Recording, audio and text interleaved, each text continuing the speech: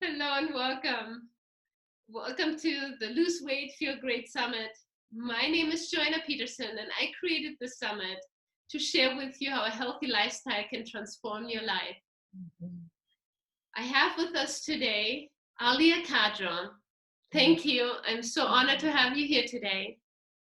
She is a holistic health intuitive, a nutritionist, an author, and the owner of Solstice Healing Center.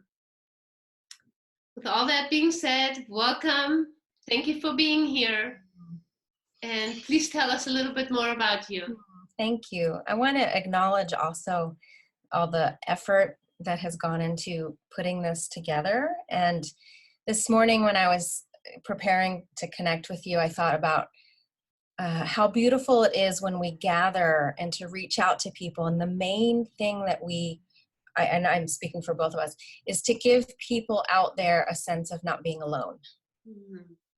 This sense of, there's support and there's love, and there are healers and there are beings out there that are literally coming together to share information and love and connection so that people can not feel so alone.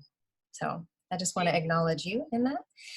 And for me, I'm also, inspired to help people. That's always been my path. Since I can remember, had an ability to see into people's bodies, whether they be blocks, physical, emotional, mental, spiritual blocks. And like most children, we think everyone is like us. So I would just speak these things, and I learned quickly that not everyone could see the things that I could see, and nor did they enjoy having these things revealed about themselves, which I really didn't understand. Because my deepest soul always just says, we all want to be free. So I learned that hard way. And then I was a competitive gymnast, and I was injured, and I was diagnosed with muscular dystrophy. And I was told I would be disabled, I wouldn't have children, I'd have all of my joints operated on by the time I was 25. So having this inner sight, and then having that diagnosis, and then having been a gymnast, I thought, okay, this is a puzzle that I get to figure out, because I knew my path wasn't to be disabled. And I got a job in a hospital. I studied anatomy. I worked in an x-ray department and just looked and looked and looked and learned. Saw the limits of the medical world, started studying yoga and Ayurveda, and different healing modalities from various spiritual traditions, worked on myself and just wanted to help, and have had a miraculously wild adventure along the way of my own journey, and then being able to help thousands of amazing people and whatever their soul needs at that time. So that's a little bit. Thank you for sharing that. Mm-hmm. Can you share with us a little bit more about the body, mind, soul connection, and how our thoughts control so many things in our body? Yeah. And I spent so many years with Louise Hay. She was one of my best friends, and we spent over 15 years together and had many conversations about, people that were eating impeccably and having all kinds of body issues, and people who were thinking affirmations all day long but feeding themselves crappy food, having all kinds of body issues, and how the work is really to bring that together, right? To live in harmony or an equanimity of all of our systems. And our body is ultimately a vessel or a vehicle. So when we're thinking good thoughts and loving ourselves and feeding our body good thoughts and good food, then we can have balance. Otherwise, in a sense, that's what autoimmune is. It's the body not recognizing itself. I'm going to eat something perfect, yummy, organic, well-crafted meal, and thinking negative thoughts. The body's like, well, wait a minute, I'm getting mixed messages. So then on the most basic level of our cells, there's confusion. So I think that, in a sense, is a major cause of imbalance and dis-ease in our culture. Mm-hmm. And how can we optimize our health? What can we do on a daily basis so we're more connected and heal ourselves? I think there's that's the beauty of this summit, and there's a lot of beautiful rituals and systems and structure that we can create for ourselves that will support us. But for me in my work with people, it's really about listening. It's really about taking time and carving out time every day, every hour, if we need to in the beginning, to really drop in and listen to the wisdom that's happening right here, right now. And listening to, okay, sweet body, what's going on? Okay, I'm feeling disjointed or disconnected, and maybe something big and emotional is happening in your life. And sometimes we want to just kind of drown that out and stay busy or read a book and, disconnect, or, but to really create space. And that can be a little uncomfortable at first, but to listen and listen truly without an idea of what the message should be, just to really listen and send love. Right? I think that for me in my work is really the secret, because, having studied a lot of like osteopathic systems, I do visceral manipulation, and I can do some pretty cool techniques and all of that. But what I find is when I go onto a body that hasn't been listened to, and whether I place my hands or not, or I do it remotely, if I lean in with loving ears and I just listen, it unravels. It feels safe. It opens up and is like, oh, finally, right? And that's, as humans, that's all we want from a partner, from a friend, from a family member, is to feel seen and loved, that our words and what we have to share matters, right? So our body is exactly the same. And that's what Louise Hay's work was all about as well. It's all about being good to yourself. Right, absolutely. Loving yourself and loving others. Yeah, one of my favorite affirmations that she would say and that we put in our book is, when you're not sure what to do, focus on love. Beautiful. Yes, absolutely. Yeah, and she was brilliant at, really loving her body, as well as, loving thoughts, and the way that she would eat, the way she would garden and cultivate food, and she enjoyed cooking, and she really enjoyed caring for herself in that way, with loving, healthy choices.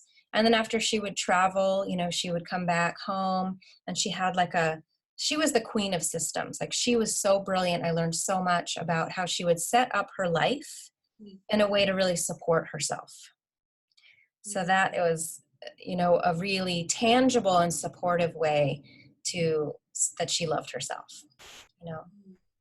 Beautiful.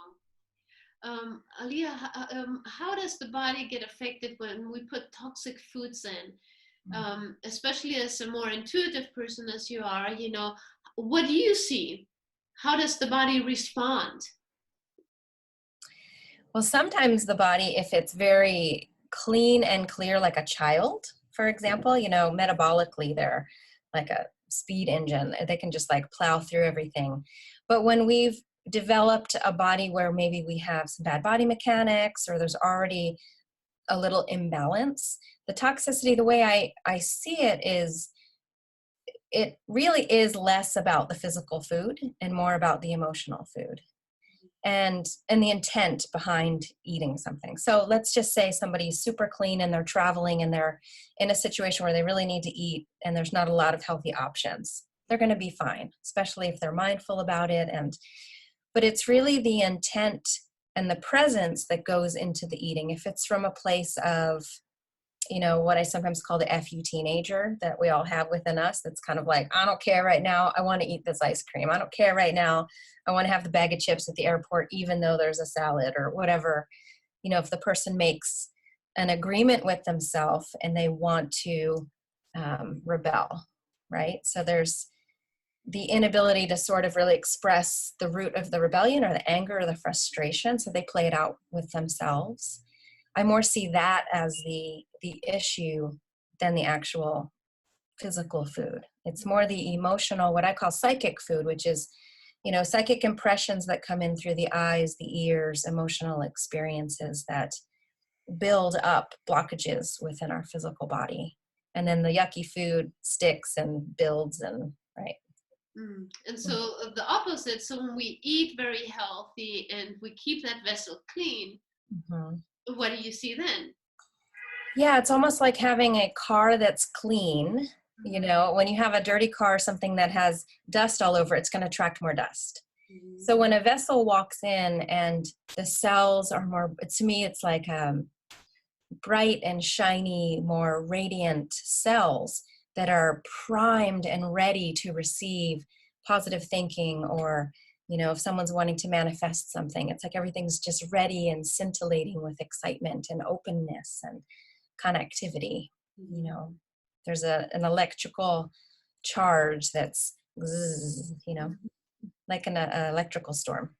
And Mm-hmm. also, the cleaner the body is, the easier it is to digest your food, the easier it is Right. for metabolism, for all your organs, and naturally, you know, weight loss happens, or you keep your weight in a healthy state. Mm-hmm. Right. One of the things that I really try to impress upon people when they're focused on weight loss is you first have to start with, why did your body put on the weight in the first place? You know, there's a certain freedom that comes to having a child, right? We're supposed to gain weight. We're supposed to gain some, you know, they say on average 37 pounds, right? And our culture is so hard on women for not losing it within 4 to 6 weeks, or, you know, even a year. But even within that, where there's judgment, there's also an understanding of, we gain weight under that circumstance. But also, at different times in our life, our body will fluctuate. And instead of judging, more ask and honor, right? So I've worked with many women who have maybe lost spouses, and there's one I'm thinking of in particular. And she had gained quite a bit of weight during the time that her husband was ill and then passed away. And there was nothing she could do that was really shifting it. She was doing all kinds of diets and cleansing and fasting and exercising, and was so frustrated. And when I worked with her to lean into the idea of saying, thank you, body, I recognized that was so scary, and we felt so ungrounded, and you got thicker and heavier to feel safe. I want to say thank you, because you were doing the best that you could under those circumstances. And you don't have to do that anymore. It's okay. We're safe. And I want to help you feel safe. And I want you to let me know when you don't feel safe, because I want to give you other coping tools and mechanisms to support that.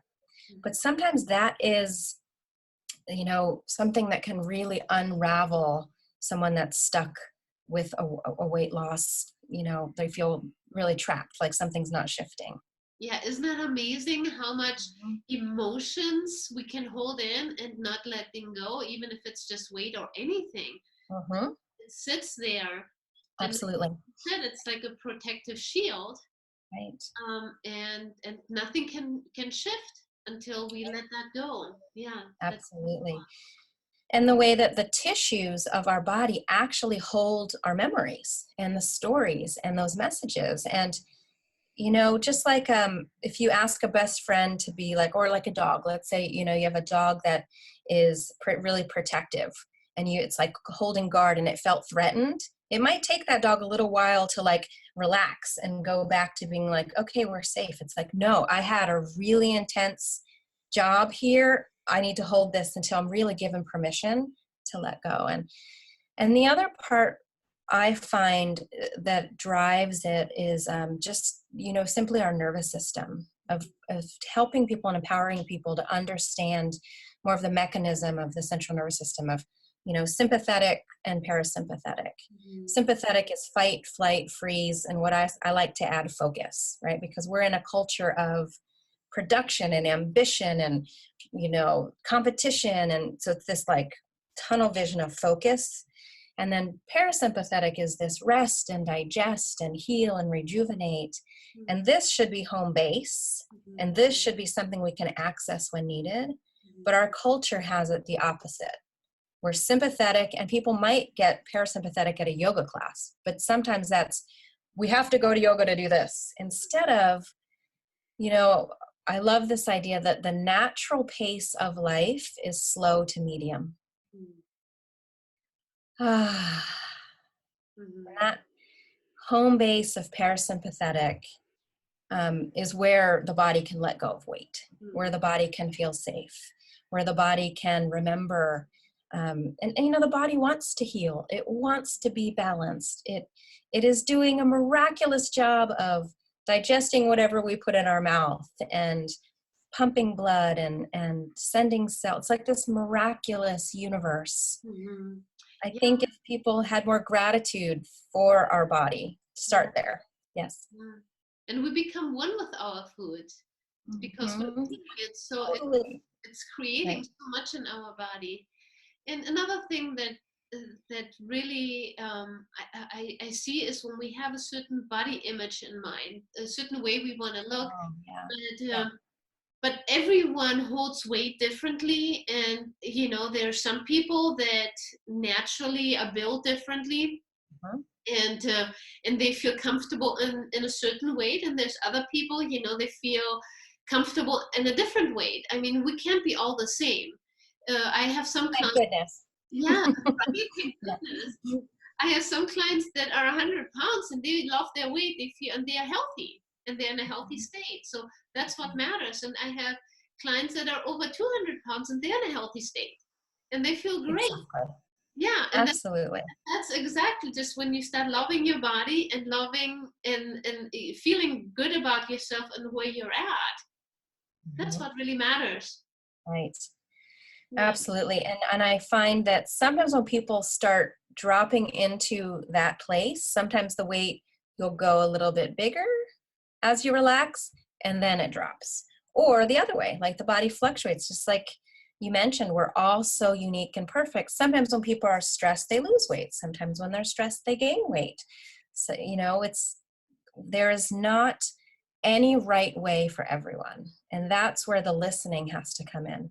We have to learn to listen to our wisdom and our body and tune out the noise of cultural pressures and, you know, that this is the right way and this is the wrong way. And, you know, yeah, but you're right. We become one with our food. That's so beautifully said. And they used to say, you are what you eat, but it really is you are what you digest. Mm-hmm. And back to your thing of toxins, when, you know, what I visualize, what I see in people is, you know, sometimes we might not digest the toxin. It'll get stored behind candida in your gut. It'll get moved to the hips. It'll get stored in fat, you know, all of these different things. And the body will do the best that it can to put it in a place that is the most ideal, but really you don't want that in your body. And um, eating healthy, beautiful, bright, wholesome, whole foods that are, you know, grown with intent and love, and eating them with that resonance and presence is going to,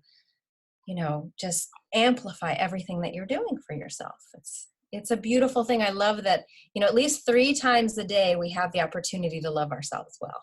Uh-huh. You know, we at least have to eat 3 times a day. So you might as well sit down and say, oh, hello, let's have this sensual, because it is on all the senses, experience of enjoying food, hopefully maybe with other people, but it's a privilege. This human life is a privilege. Mm-hmm. And then you digest your food much better too. Totally. Absolutely. Is Yeah. there something that you do with your clients, like something that they can do on a daily basis just to help them be more in balance?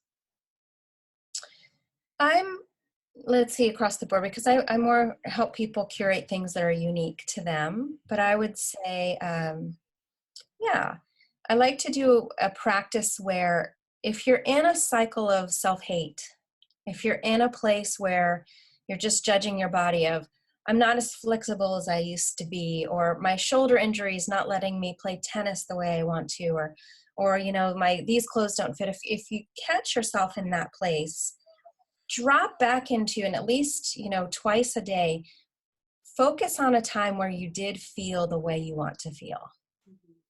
And don't make it superficial. Like maybe, you know, you went on a hike somewhere in a mountain, and really get fully embodied in the experience of it. So you feel, okay, so I'm going to be hiking right now, right? And I can feel how my feet touch the ground. How did my shoes feel on my feet? How did my arches feel when I took a step and my calves engaged? How did my breath feel as I took a deep breath? I felt strong. I felt connected. My muscles were working. I felt alive and bright and strong.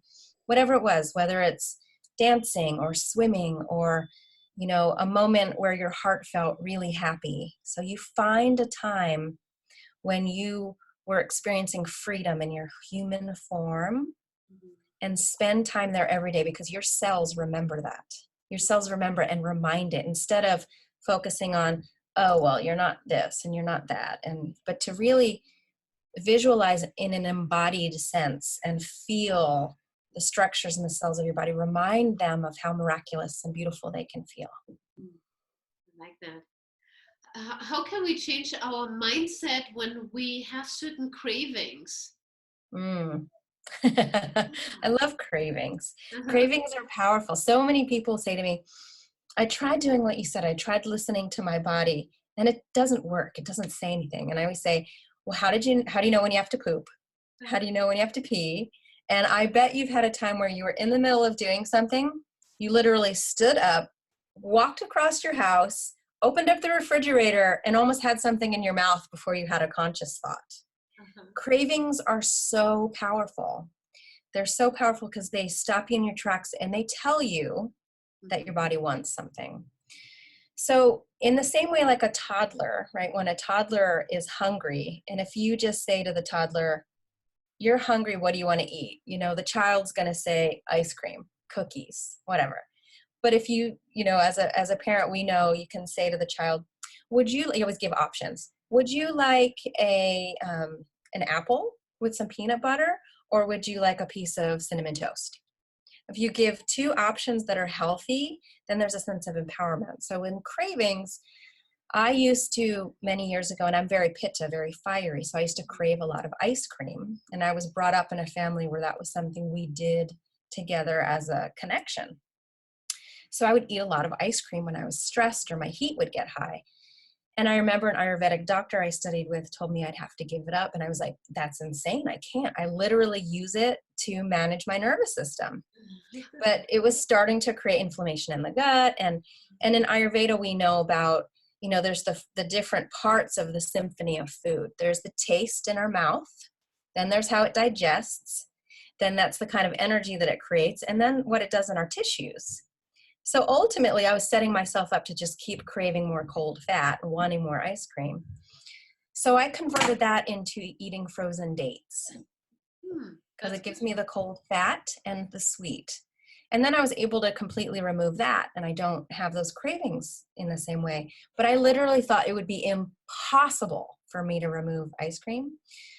So, you know, I'm offering to everyone a PDF on cravings that I created it talks about what the craving is and often what the underlying emotional need is, right? So often people who eat salty, crunchy, like chips and that type of thing, usually there's some unprocessed anger because you like the opportunity to like destroy something in your teeth. Right? So have some celery, have something, and be intentional, like, what am I pissed off about? Like, what's going on? What am I wanting to engage with in a powerful way like that? Yeah, so that's really powerful. And give your body options. And with cravings, I like to sit down, drink some water, because that really provides that radiance and clarity in the cells that I mentioned. And you can say, okay, body, you're powerfully trying to get my attention. I so appreciate you. What is it that you really want? And a lot of times, I'm sure you see this too, cravings, particularly sugar and that type of thing, are when people are overly tired, not getting enough sleep, or dehydrated. It's often sleep or dehydration. So if you can address those, often, you know, you're going to be more balanced. But if you drop in and your body's like, yeah, I still want that chocolate, you know, you can say, okay, sweetheart, I'm going to give you the chocolate in a few minutes, but let's see what else. Because often the desire for chocolate is minerals or magnesium. So it comes back to stress. Or we need hugs, right? We need the oxytocin. We need the yummy connectivity hormones that are in chocolate. So, you know, bringing in a magnesium supplement, or, you know, so there's ways to play with that, and that you can see on the PDF also. And I really love helping people unravel and their cravings and learn about themselves in a playful way. Thank you. That's so important. I love that. Yeah. Because there's a reason behind everything. Um, There is. yeah, Mm-hmm. and I know you have a small child. I do. How do you teach your child to listen to his body and Mhm. and cravings? Yeah, absolutely. Um, I'll tell you a funny story that came up. We were going for a bike ride when he was probably 5, and there was a little boy down the street that said, "Hey," and my son, his name's Elliot, and offered him a Snickers bar, and he said, "Hey, do you want one of these?" And my son said, "No, I don't eat chemicals." I don't want him to shame anyone, but I was also proud that he Uh-huh. recognized that, and um, I really do encourage him by saying things, of like, "Hey, what does your body want right now? What's your body asking for?" And sometimes he'll say snuggles. Sometimes he'll say, you Mm, know, um, a particular food. And I'm not super strict about sweets, right? Because I think a child can also repel and go in the opposite direction. When they get the chance, they go. And he's pretty good at stopping himself and saying, I've had enough of that. He's a good vegetable eater. He eats green powder. And we have an understanding that if you're going to eat um, treats or things like that, that we have green powder, mm. right? We'll have a shake with greens, So yeah, to help him understand the acidity and, mhm. alkalinity. Hmm. Actually, that's very good advice also for adults. What you just said, that are just starting, and Hmm. and Absolutely. in a different way also to help your own children out there, and Right. and educate them. What is good for you. Why are you craving certain things? And understanding we all have needs and we all have emotions. Right. And we don't need to punish ourselves. Right. It's not the point. So when you do the cravings practice, if you're craving a lot of chocolate and it's like, okay, well, I'm going to have more kale, you might not be able to just do that immediately. But if you bump up your greens over a period of time, the cravings will diminish. And that's sort of the magical part of it. And it's true, like if I'm going to an event where I'm going to be in a celebratory space and, having a dessert and that type of thing, um, or traveling, I always travel with extra greens. Like that is something that just always goes with me because stress is, or traveling is stressful. It's harder on the body to keep digestion. So I've always got my enzymes, my greens, my hydrochloric acid, Mm, my go-tos that keep me happy, and a little trifala, you mm, know, I don't great. want to get constipated. Mhm. Um, are there any specific supplements that you suggest for a daily basis, especially to keep our body healthy? It depends. It's more depends on the person. Mhm, But I would say in today's world, there's a large demand for minerals. There's mhm, a large demand for magnesium. B vitamins, also, I think there's a major deficiency in B vitamins in our culture. Um, and I love really the most supplements or things that I use for myself and recommend to patients are plant-based mhm, supplements, because while scientists have figured out that it is the ascorbic acid and vitamin C that they think is the best component in an orange to help the body, that's really a way that they can patent it and make more money, mhm, because the body looks at it and says, well, this kind of looks like an orange. Let's process it like an orange, like vitamin C. mhm, Then after a while, the body actually has to create a little extra heat in order to break it down because it doesn't have all the components of the vitamin C. So when we fill our body with things that it recognizes as, well, this is broccoli, this is an orange, and I can take all the components because it's all needed for the metabolic functioning mhm, instead of, right? So that is a major tenet in when I work with people, and I use more kind of nutraceuticals for heroic measures when people are really having a health crisis, so we can get in there and do it, and then back into relying more on supplements that are, you know, whole food derivatives, or, from algae, from, greens, from things like that. I mhm, think the body just responds a mhm. 1,000 times better. Yeah, It and understands. and the quality matters too. So they have to be Absolutely. clean no matter what. Absolutely. The quality is is paramount. Yeah. And, you know, you and I are really connected with similar product lines for probably the same reasons of no excipients, you know, like all, just because it's at a health food store does not mean that the supplements are created equal. And they still put little funky things in products to yield more capsules, to save money here and there. That if you're taking a lot of capsules or someone's sick or sensitive, it can have, you know, a negative impact on the body, and they think they're doing something wonderful. So that's why having people like us, you know, that are enjoy geeking out on such things, you know, can be allies. Yeah, for sure. Is there one piece of advice you can give the audience, what they can implement in their daily life? Water is the first thing that came up. Start your day with water. Don't start your day with coffee. Yeah. When you wake up in the morning, you know, with that glass of water, really focus on the intent of what you want to bring into your precious cells that day, kind of experiences you want to have, and really stay well hydrated. Everything functions better, you know. And yeah, just that affirmation lands in my heart again of when you're not sure what to do, just focus on love. Thank you. Mm-hmm. Thank you for all that. Thank you for your time. My pleasure. I so appreciate you. And for the audience, please download the free gift, and you can get all the information below from Ahlea on how to get a hold of her. Wonderful. Thank you so much for doing this. Thank you.